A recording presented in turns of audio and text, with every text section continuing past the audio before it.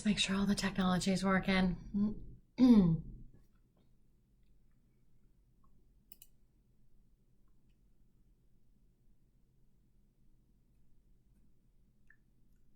All right, looks like we are set up and going. All right, got all the bells and whistles going off, right? Double checking everything. All right, well, welcome everyone. My name is Jenny Ponzorek, and I'm excited for all of you who are either coming on live or going to be listening to the replay. We are talking about autism today. I wanted to just give 4 quick tips when we're evaluating for autism. I know it's the beginning of the school year. Sometimes we have some new students that came into our schools, and we may be looking at autism a lot this fall, as we do many times during the fall. For those of you who don't know me, my background is in the world of school psychology. Want to also kind of share, because I know practices differ state to state. So I have always been a practicing school psychologist in the state of California. California is one of the states that does allow the school teams to make the eligibility decision about autism. I know there's a couple of states out there where autism, if that's a question on the table, that outside people kind of come in and do that part of the evaluation. So I feel like I always want to have some context here. A lot of times when we're talking about these different tips, it's going to be for instances when your state does allow you as a school psychologist plus your assessment team to be, evaluating for autism here.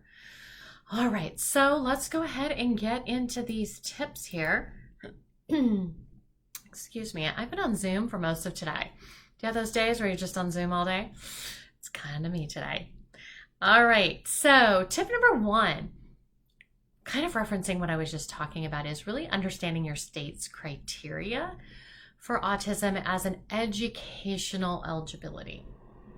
So a couple of different things kind of coming up for this tip. Number 1, we know that all of the states look to IDA for information about eligibility, but there's definitely quite a few states that when they took on their own regulations might have added some additional requirements when they're looking at autism. So again, I practice in the state of California, and 2017, 2019 is when the autism criteria was updated to kind of more closely align with IDEA. And prior to that, we were using some other criteria.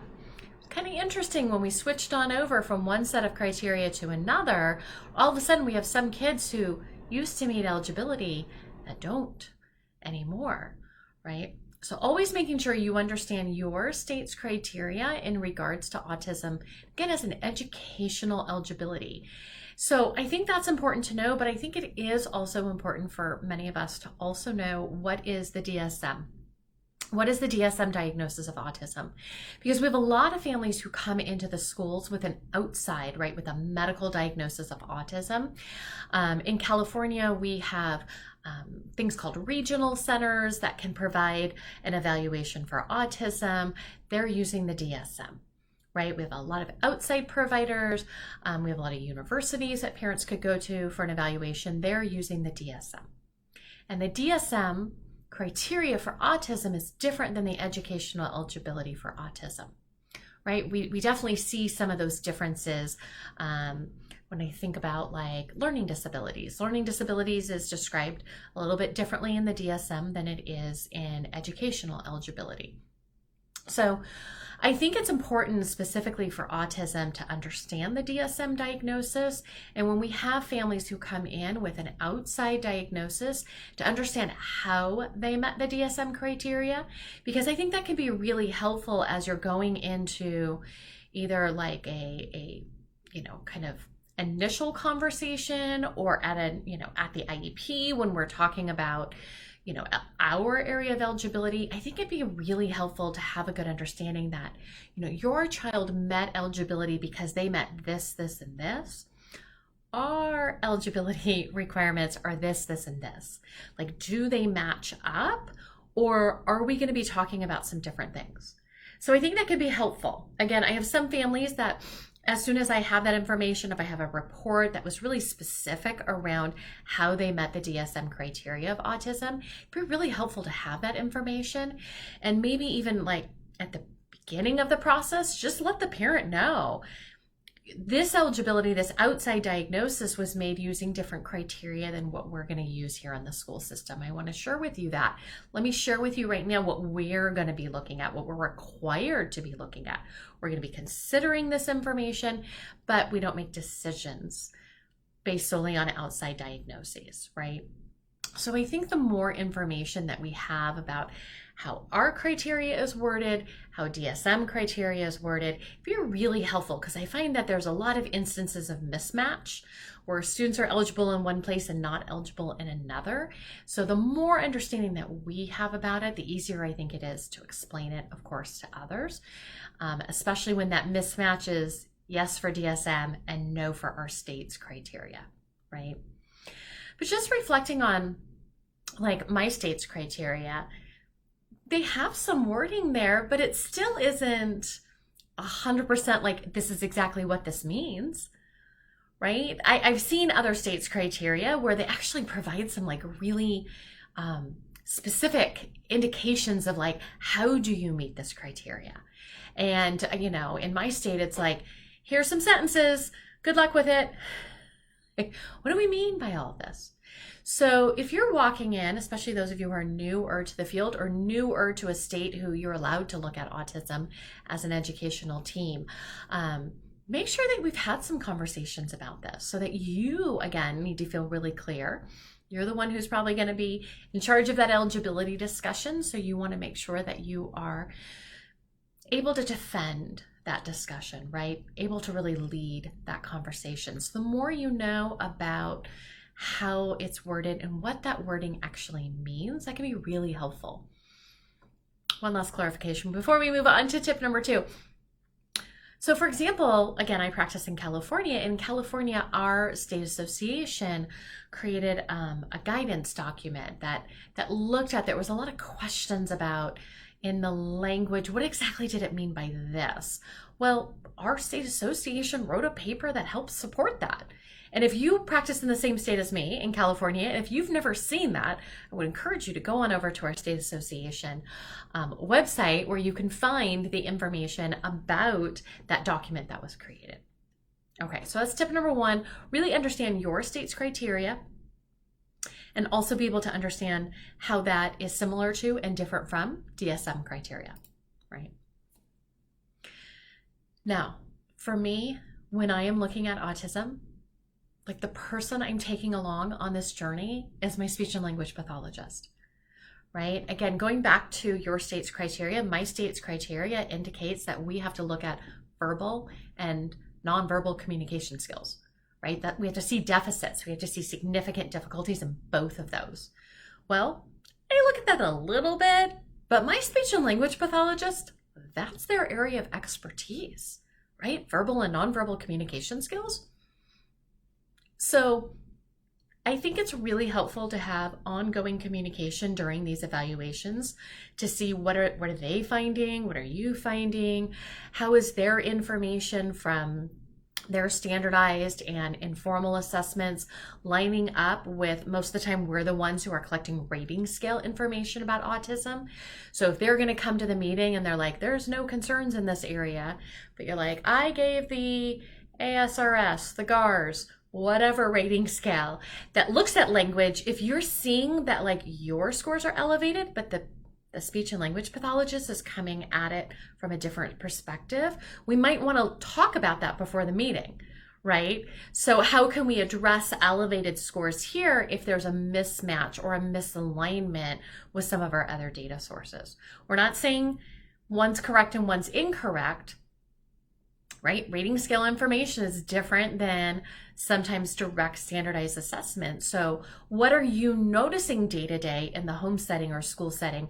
How might that be different than, you know, an individualized testing situation and the information we can receive from there? So I like to be in some good communication along the way about what they're finding, what I'm finding. I've also found that, of course, through my 20 plus years being in this field, our speech and language pathologists have got some cool assessment tools to look at verbal and nonverbal communication systems. And I remember the first time, it was kind of recently, that like my SLP brought up like a new test name. And I was like, tell me about this, right? Because again, we're working together to look at this eligibility area. And so the more information I have about what their tests look at, again, since I'm usually the one doing rating scales, how does it align what you're finding in that specific test, that new test that I've never seen? How does that align with, the information I'm finding as well? The other thing that I have found to be really helpful in my conversations with my speech and language pathologist is to ensure that when we're talking about those, significant difficulties with verbal and nonverbal communication, that could mean that the student is eligible under speech or language impairment, but it doesn't have to mean that, right? Kind of, again, depends on how your state is looking at the eligibility criteria of SLI or speech or language impairment. But a lot of times my kids, of course, that meet autism eligibility are also going to meet eligibility under SLI, but not always, right? We might see difficulties, but not the significant difficulties that in my state is required in order for them to be eligible under SLI. So sometimes I've had to have conversations with my speech and language pathologist to say like, okay, they're not eligible under SLI, but it doesn't mean we can't still say there are difficulties here, right? So what are we comfortable saying as a team here when we have lower scores, but maybe not significantly low scores, right? So for me to understand the criteria for speech or language impairment, even though I'm not a speech and language pathologist, again, to kind of see how is that similar or different than when we're talking about the autism criteria. So I go hang out with my SLPs as much as I can. They have such great information. Again, I love understanding their tools because sometimes there's a little bit of overlap with some tools we might use. Sometimes it's just helpful because their information I'm going to be looking at alongside my information, right? We want to make sure we're always having that constant collaboration as well. So tip number 1 was about making sure that we really understand our state's criteria about autism and how that's similar or different to autism. Here, of course, being able to really consult frequently with our speech and language pathologist kind of through the process to kind of check in on what we're noticing along the way here. Now, I've mentioned rating scales. There's a variety of different ones that are available out there. There's, like the ASRS, and there's the GARS, and there's the childhood autism rating scales. There's a lot of different possibilities that are out there. A lot of times people ask, like, which one should I be using? Well, the one that's going to give you information you're looking for, right? And that your district has. That's always a good one too, right? Being able to understand exactly how these scores are created, exactly the norming group that is used, because sometimes we're very used to having norming groups for other tests and other rating scales that is like the general population. And some of our autism rating scales are really comparing them to other kids with autism. So it's a different comparison group than a lot of our other rating scales. So we want to be really clear about the scales that we're using and how to interpret them so that we can defend them. If anyone ever has any questions, we'll be able to answer all of those different things. I love a good rating scale. I love them. They give us a lot of great information. I love a good pretty table, bar graph. I love any of that stuff. However, excuse me. As we said before, rating scale information is just one piece of that puzzle, right? We don't just give an autism rating scale and we're like, I looked at autism, right? There's a lot of different things that we need to be taking a look at. That information is super helpful, but there's a lot of things that can help explain rating scale information, right? So does the rating scale information align with our other data sources? Right? Does that align with what the speech and language pathologist is sharing with me, does that align with the observations that I've done in the classroom and in, non-structured settings? Is this aligning with previous information? If this is not an initial, is this aligning in all those different pieces there? I was talking to a psychologist today, and they were saying that they were doing a reevaluation for a student that at the preschool level had been found eligible under autism. And now they have no data to support it. They're like, the rating scales don't support it. They gave the ADOS, it doesn't support it. They're doing really well with their pragmatic skills. It was so nice to hear all of these different pieces of the puzzle, right, coming together actually was showing that it was not supporting autism anymore, right? Which is nice versus just this one piece that's standing out, right? It's nice when all of our data just kind of converges. It's always so helpful, right? So I usually do give rating scales when we're looking at autism, but I don't ever make decisions based solely on rating scale information, right? My eligibility discussion for autism never says, because the scores on the ASRS are this, right? That's one piece of data that needs to look at, does it align with all the other information, right? Oh, every once in a while, I've had a kid who has extreme attention concerns. And there's also a question about the student being on the spectrum. And in some cases, depending on the behavioral manifestations, can kind of look like autism and can get some elevations on the rating scale. But when we look at all the data, we're like, this isn't autism, right? That's why, of course, we never make decisions based solely on what rating scales give us, right? Okay. All right, ready for the fourth tip? Our last tip here. I think everyone's heard this. I'm just going to say it again. Not all students with autism present in the same way. Right? What do they say? If you've met one person with autism, you've met one person with autism, right? So many different ways, so many different intensities of certain behaviors. I know a lot of times we talk about it as a spectrum. I've heard other people talk about it as, there's a lot of different things kind of swirling out, and this kid with autism is really good at these, but struggles with this. But if we mix them all together, the next kid with autism struggles with this, but is really good at this, right? And so I think that can be really interesting as we go in and do different evaluations with students have a wide range of presenting behaviors, right? A wide range of presenting skills. I think it's important for us to keep an open mind about, do we feel like this presentation of what we're noticing right now based on all of our data that we have right here, plus any historical data, right? Is it meeting our criteria, right? This kiddo. Even if this kiddo's presentation is a little bit different than what we typically, right? It's kind of hard to say typically see with kids on the spectrum, right? So not all of our students present in the same way. And not all of our students present with significant educational concerns, right? We have some students that present more with social concerns. We have some students who are presenting more with anxious behaviors. We have some students who are presenting with significant, academic concerns. There's so many different possible areas, just like there's so many different possible areas of strength and areas of need for all the students that we work with. So we never want to assume that students are going to present in one way.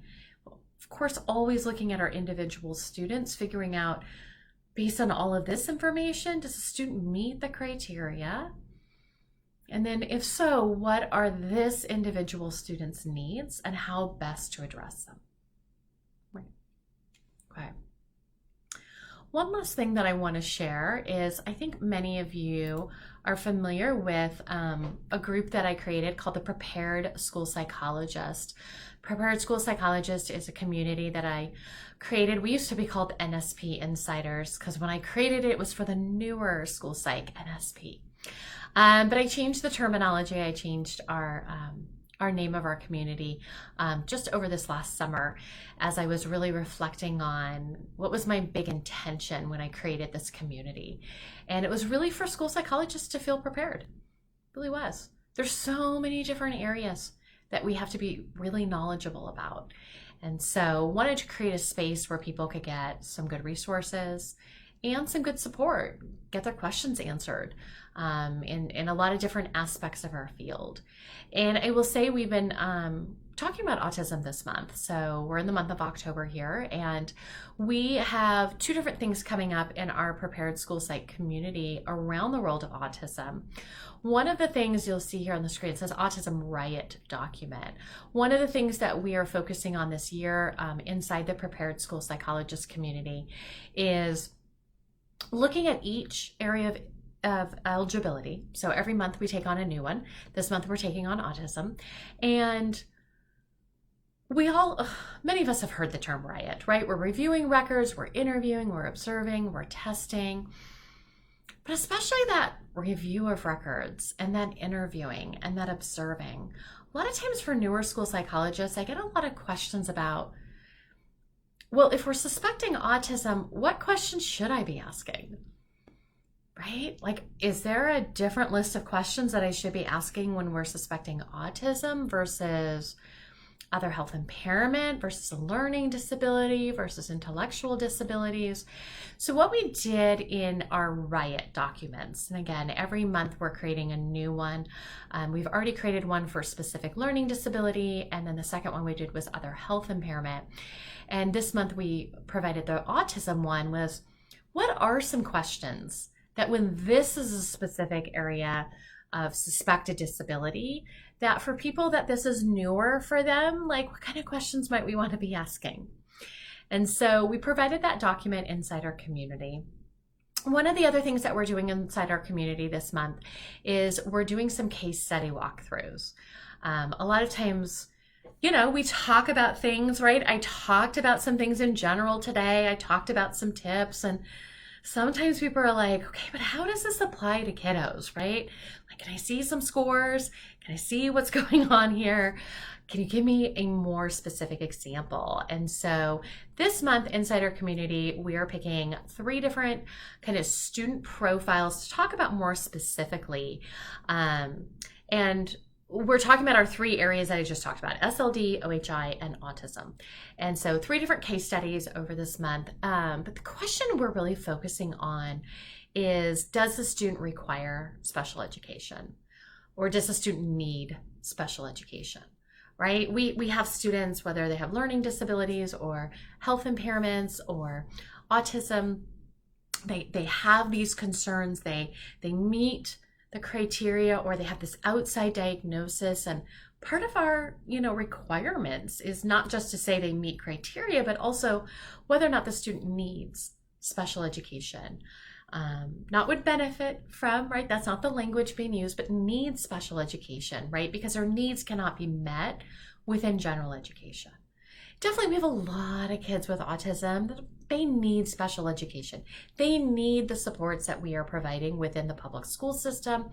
Love that I am part of so many of those teams to be able to really think about what those needs are and talk about goals and services to help address those. But we have some students that might not need special education. What would that look like? What would that look like for a student who maybe has some characteristics of autism, but might not actually require special education, right? So that's what we're talking about this month inside our community. If that's something that's interesting to you, that you kind of are interested in maybe trying out, if you're not already a member of our community, right above my picture here is my website, jennyponzarek.com, and you can click on one of our buttons on our front page and it'll take you to the information about the Prepared School Site community. And you can try it out. And if you like it, you can stay longer. So people can sign up and decide to just stay kind of month to month and make that decision on whether or not it's a helpful community for them. Some people have tried it out and they love it so much they want to just be there for a full year. Let's just make sure that we have access to all these resources and all the different supports. So as you are on the website, if you're looking through the information, if there's any questions that you have about the community, feel free. The bottom of most pages is a place to get a hold of me. Send me an email. Happy to talk with you about the information. I hope that these 4 tips were useful for all of you that are out there. There's definitely about 25 million more that we could talk about. But as I've been kind of thinking about this topic over the last couple of days, kind of preparing for our conversation today, those are kind of some of the top ones that I wanted to share with all of you. So I'm just going to check in to see if there's any comments or anything like that that are in the chat. I know some of you are, maybe having to write a report today. Right. All those wonderful things we do when we take work home with us, right? And some of you are like, I don't write reports at home. I have good boundaries. High five to all of you. Excellent. All right, I don't see anything in the chat or anything like that. So again, if anyone has any questions, feel free to reach out. I'd love to respond to any questions that you have. And good luck out there. All right, you're welcome. All right, bye everyone.